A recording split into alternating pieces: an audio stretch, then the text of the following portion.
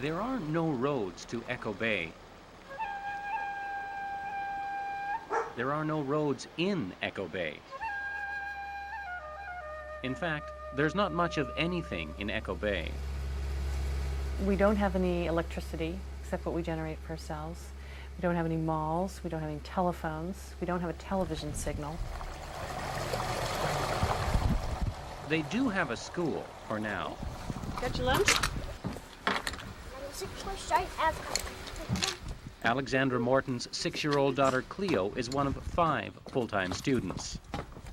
It's been very vulnerable. We've gone quite a few years where we find out on the 30th of September whether the school's going to remain open, and then again just before Christmas whether the school's going to remain open. It's very tense. That's no problem. Hi, Rena. What about... Hi, Alex. Morning, Cleo. I just saw that Anna doesn't have gumboots, so I stopped by and told Rena Sweeney has taught here for 3 years. For local parents, that's the good news. Some teachers don't last a year. The bad news is she's single, with no kids. When I pack up and head out for the summers, there's always a joke that maybe I'll go meet a man with lots of kids and bring them back and boost the student population. Just a little pressure. Hey, where would we find information on these animals? In books. It's humor with an edge, because in Echo Bay there's a powerful link between the school and the salmon and survival itself.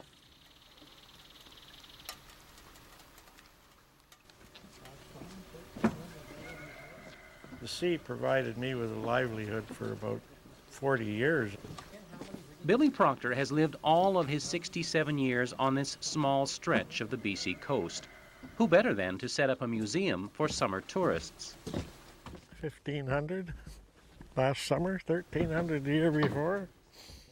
Bottles. All kinds of bottles. All these artifacts were collected from local beaches and forests. Mementos of days when Billy had lots of neighbors. When I first moved in this bay, there was 7 families here. There was 6 in Echo Bay, and there was 32 kids going to school when my kids started to go to school. That's a bear spear, the big one. Billy fields a lot of questions about this stuff. These are all pretty well fish hooks. They're called toggle hooks. Only one defies an answer. Quite a few people ask me that question, how often I go out into the real world. I really don't know how to answer it because, like I've told you before, I don't spend much time out in what they call the real world, but I always thought that I was in the real world. Part of nature out here, so what's more real than this?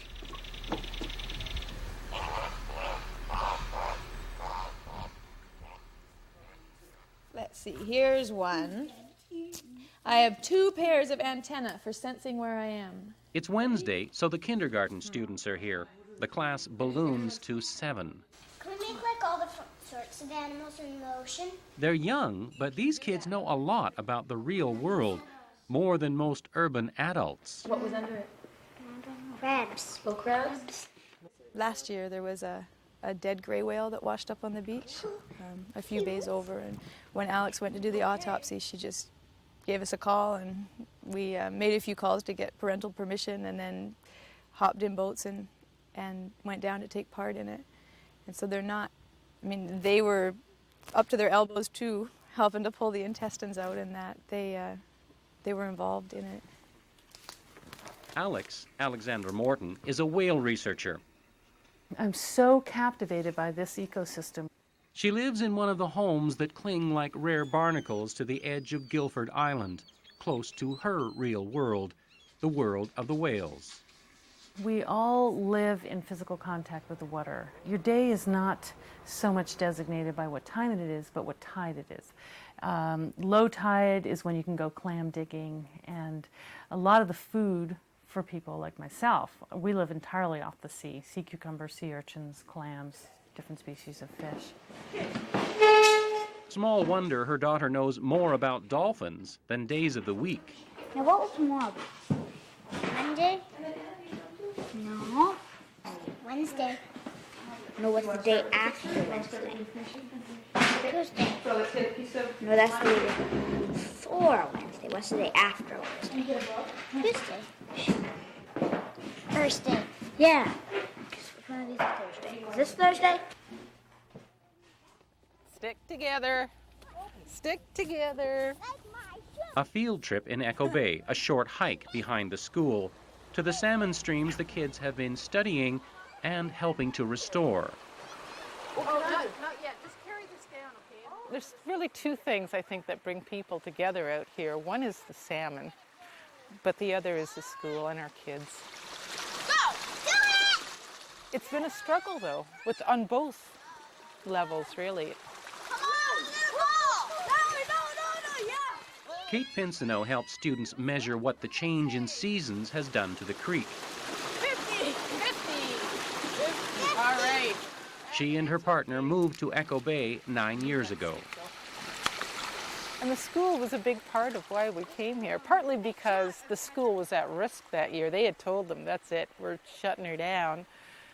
And then we showed up, and I had 3 kids with me at the time, so it was really, people were celebrating when we arrived. It was, yay, we've got kids now. But there was no letting us leave after that. Not that she'd want to go. Living in this real world, sharing it with kids like her daughter Elena, is a challenge she cherishes.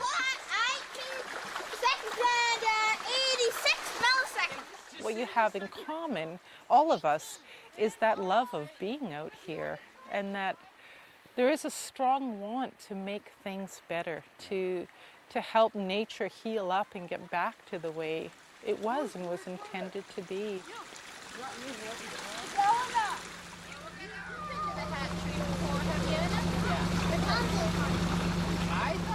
Echo Bay's version of the school bus heads out for another field trip. You think that's pretty funny, eh? A tuna fish eating your teacher? This time, they're bound for the Salmon Hatchery. It's definitely a boy, huh?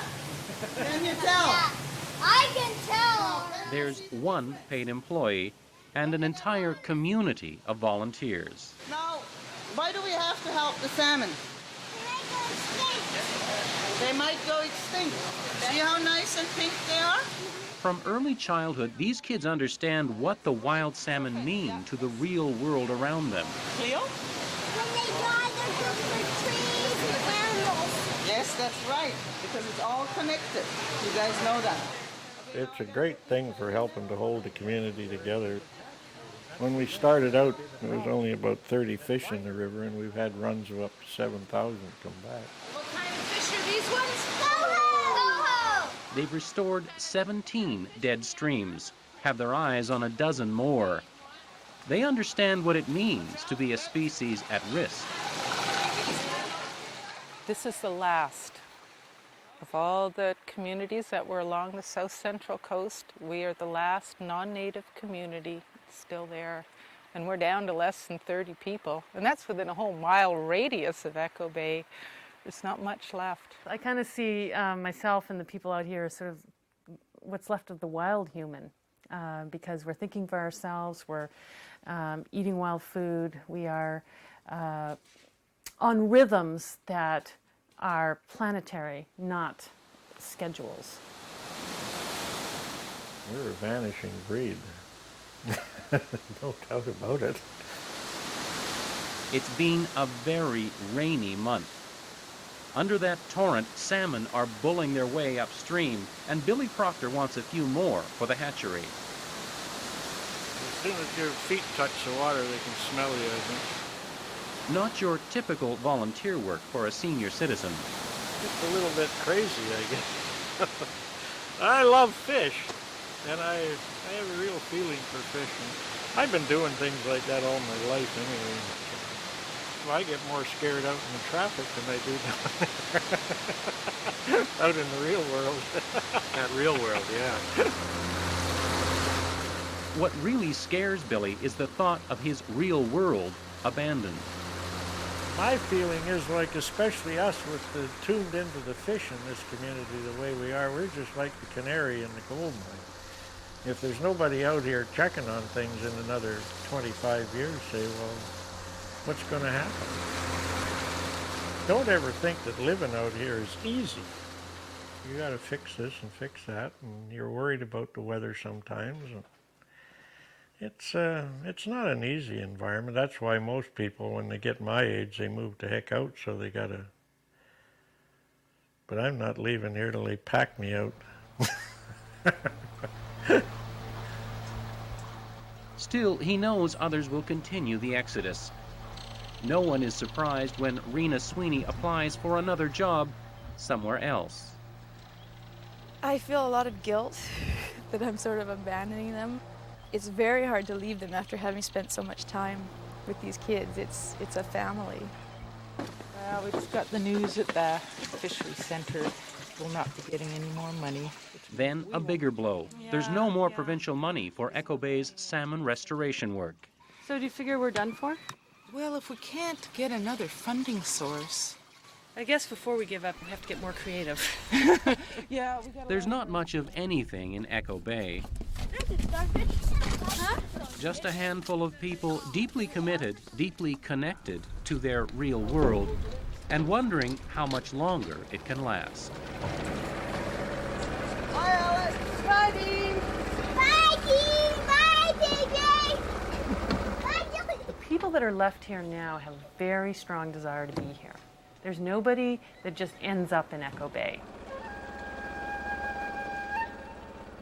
You don't end up there. You're like a salmon going up the stream. You really have to fight to be there and to hold ground here.